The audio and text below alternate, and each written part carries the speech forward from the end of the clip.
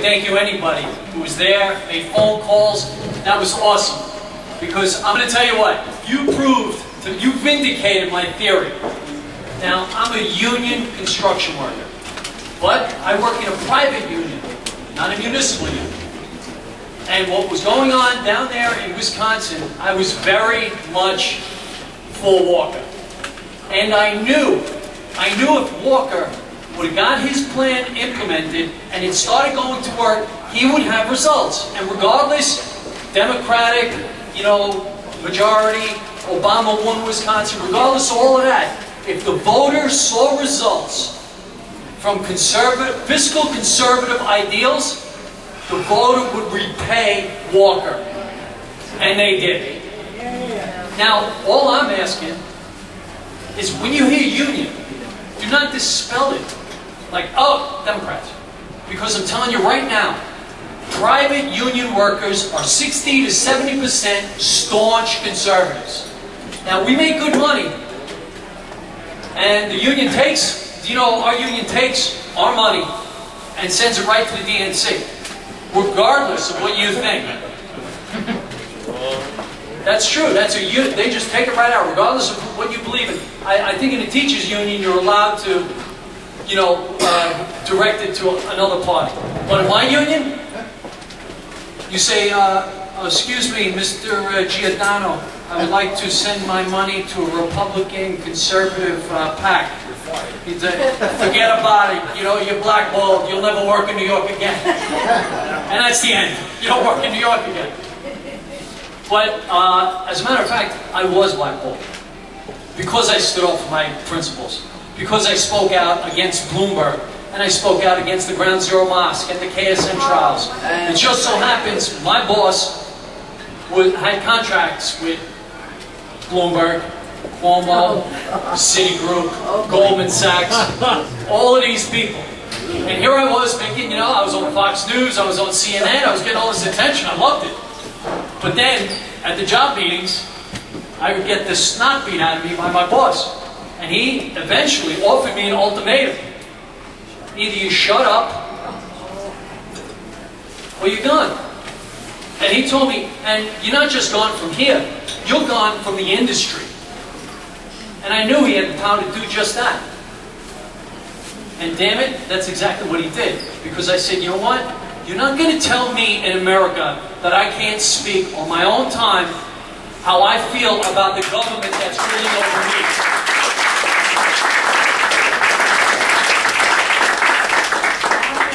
Now, thank you for that. Now, I don't have that nice, cushy, six-figure, walking around in a suit, supervisor job anymore. I'm working like a blue-collar worker, back in the field. Thank God I'm physically able to still do the rigors of, heavy-duty construction. But you know what? It took a long time to get back into the industry.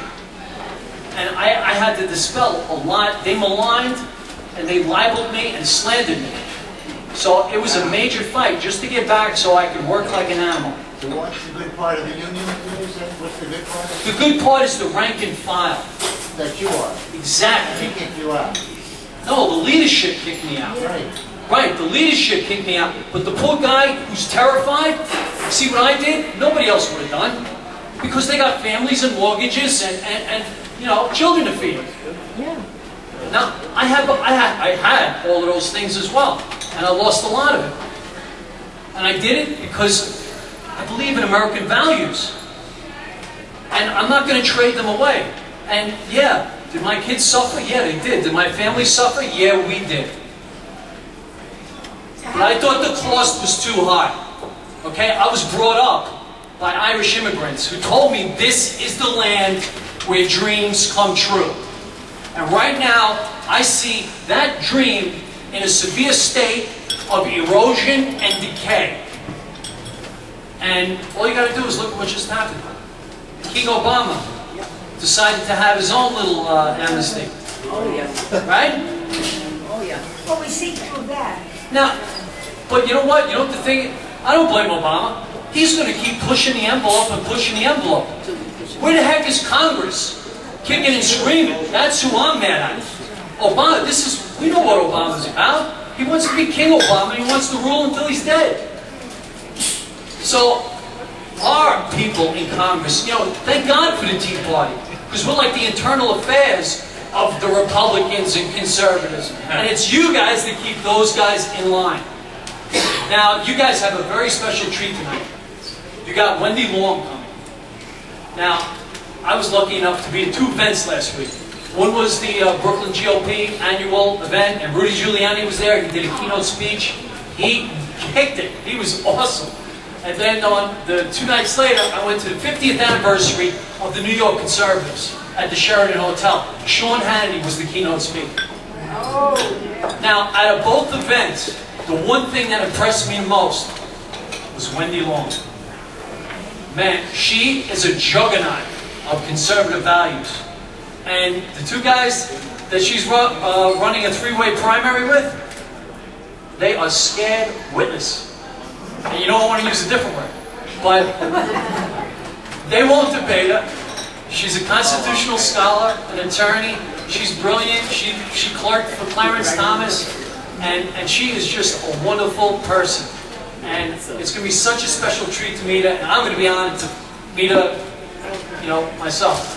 So, thank you so much for letting me speak here today. Yeah, Nara? Yeah. How change the unions so that the people with the rank and file, the officers, do get to control their dues and everything? Please repeat the question. Yeah. Okay, Nira says, how do we change that within the unions? How do we, and it's the same way we change anything. First of all, we gotta unify people. You gotta get the numbers together. And that's why we need the GOP to reach out to private unions. Because, like I said in the beginning, as soon as conservatives hear union, they immediately think Democratic, they're in the tank for the Democrats, don't even bother. I'm telling you right now, this is the GOP's secret weapon, private unions, the rank and file. You see how hard they fought to stop card check? Everybody knows what card check was?